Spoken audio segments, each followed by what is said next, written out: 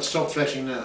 Oh, now Would you like an overhead light on? No, thank you. That's No? that would even spoil the Oh. technology. So, Yeah. great. Yeah. Pete. Oh, I like it. Marzipan. Yeah, marzipan, yes. That's Della. Thanks, yeah. Right. Yeah.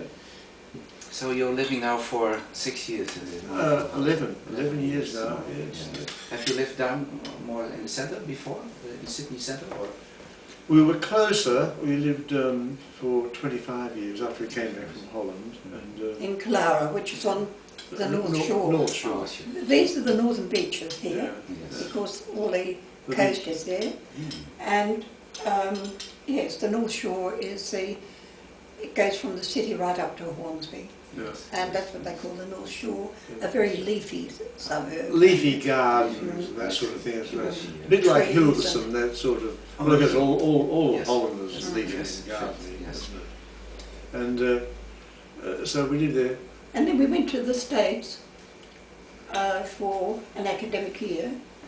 And then when we came back, we sold our house. We decided to sell the house, which we did, put our things in storage.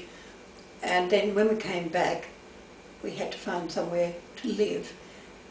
And our 3 sons had all bought houses on the northern beaches, so we thought it sensible for us to try and find one here too. But also we want to live near the Yes. water. Della likes living near the water. Yes, it's great too. And so we have the ocean here. Coming up, it's a nice view. Oh yeah, it's lovely, isn't it? Yes, The that's right. living is more relaxed. It's Yes. it's more informal. Yes. The North Shore is more formal, Mm. so I thought, well, let's go That's good. informal now. Excellent, Yeah. excellent. So we became informal. It's not easy to, I mean, it's not difficult to be formal, it's more difficult to be informal and have a pleasant life. Well, it But I is. think, but that's where Holland is wonderful. You see that in Australia you can't live. I mean, the Dutch live wonderfully, I think, because in a place like Den Bosch, where you've got all the major train routes everywhere, Yes, quite and you've got good. wonderful shopping and all the services, and you can virtually walk everywhere. Whereas in Australia, in Sydney, you can't live without a car. It is impossible. Yes, You yes. can't with shopping and. I perceive that. You see that, already, yes. yes, Yeah. yes. Like in the States, in fact, it's more. Exactly it's so, more yes, like in the yeah. States, yes. So that's the price of what we call, well, more liberal society, I think. You are entrepreneurial. Like, That's right. so your parents, they come from England? Have you No, parents? my parents were both born in Australia, and Della's parents were both born in England. Mm. Yeah, Oh, yes, I see. It was, Yes, yes. so her And background one is sister. English. Yes. And that's why I used to go there quite frequently, because just, I think, the genes call you there. It just happens. Yeah. You don't think Yes, about and it. the It's The just, fact that you know it is also a factor, and so, Yes. so you take the opportunity. Yeah. Yeah. And as I was saying earlier, how Mm. when you've lived in 2 different places, you've got 1 foot here and 1 foot there. You know, the other field always looks greener when you're in this place, and you get there and you think, I'd rather go back. And Exactly. That's it. but so we loved Europe, and in actual fact, the 2 younger children, Paul, who lives in Singapore, and Gail, who lives in Bulgaria, mainly in Italy, but Bulgaria for the moment, she really is more European. Oh, okay. She's You can definitely already see that. She still wants to be back there, and Paul would like to be living in Europe. Hmm. It's amazing, isn't it? Yes. The 2 older boys are content to be living in Australia. They like it. Yes. And, It's quite remarkable. Our youngest daughter, she was, her first foreign trip was to Japan. And so if you ask her where shall we go for holidays, she said Japan. Ah, She has a Really? good feeling there. Yes. Mm. So that It's a very pleasant. Have you been in Japan, Harry, for a concert? Or only concerts only in Osaka and Tokyo. well, No, I didn't really see Japan. I mean, it was just yeah, playing. yes, it was going there. Go for it. That's right.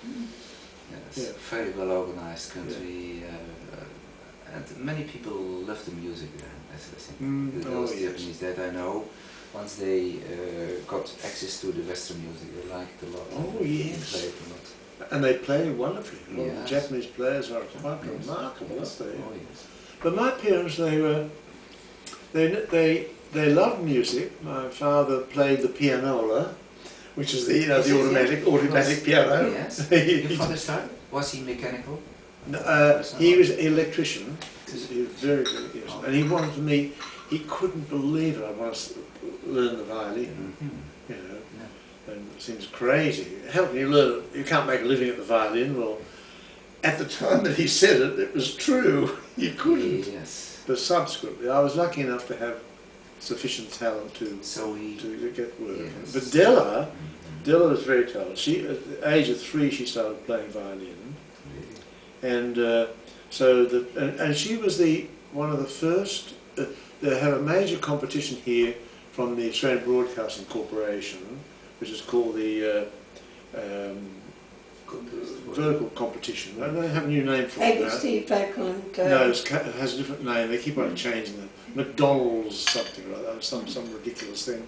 But it used to be the major corporation's prize giving every year, and she played in the very first one. So I won't tell you what year it was. It was a long time ago. I can't remember. But she was only 16 when she won that, and that was the very first one. Yes. Played a concerto. Young, talented already. Yeah. I was very precocious. Yeah. She gave the first recital when she was 7. Yes. You see, I didn't start till I was 14. You start playing the violin? 14. And I had, in fact, I think Lex Corfley-Gitz said he hadn't started till he was about 13 or 14. It's unusual that, because most times you've got to start very young. But I had learnt the piano for about 2 years, and I seemed to have a talent for music, I think. But then it was the war years, and then we had to move. We didn't have the piano. An aunt of mine had a violin, and I had a friend who played the piano. Said, "Why don't you go to flute or a violin? We can play." It's easier for her. So, and that's how I started. 14. Right. And then a year later, I remember, and it must be like a lasting inspiration for me, of going to hear Jeanette Neveu playing here, crying. Really? I cried. Wow. And I would have been only 15 then. She played the Sibelius Concerto. And I will never forget.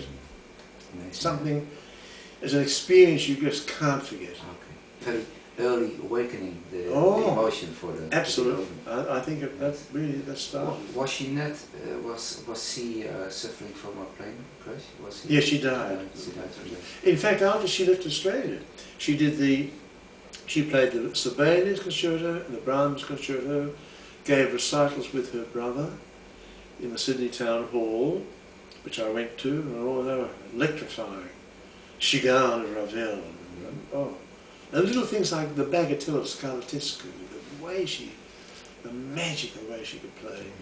And then she left Australia, and I think on getting back to Europe, she died in a plane crash, the same as the William Capell, the American pianist. He left Australia and died in a plane crash. Yeah, so I should be very careful. You should be very careful. Should talk to the pilot, please. Are you with Qantas? Yes, I do. Oh, you're safe. Okay, good, excellent. Well, it has the greatest safety record of any airline in the world. Okay. Yes. Okay. Yeah. Let's Great keep safety. it like this. Yeah. Do you do the same thing? Yeah, but yes. Knock on wood. It's got to be on wood. Wood. Knock on wood. Comparing. That's right. Yes. You remember that story? Yes. Oh, dear. Yes. So that all those influences. That's a funny story with Jeanette Neveu playing the Sibelius. She was so intense as a person, and when she played, the intensity was just, it just gripped you all together. Right. And the concert master, I think, was Ernest Llewellyn, and the associate was Robert Miller. After the first movement of the Sibelius, Robert Miller just collapsed. He fainted. Because she used to look around in the Tudors. She would look around and look at the first desk with those intense black eyes of hers. More yes, excited. and he just, of course, there was a gasp, and people sat there. They didn't, nothing ever like that had happened before. So the principal violist, who was at that time was a very big man,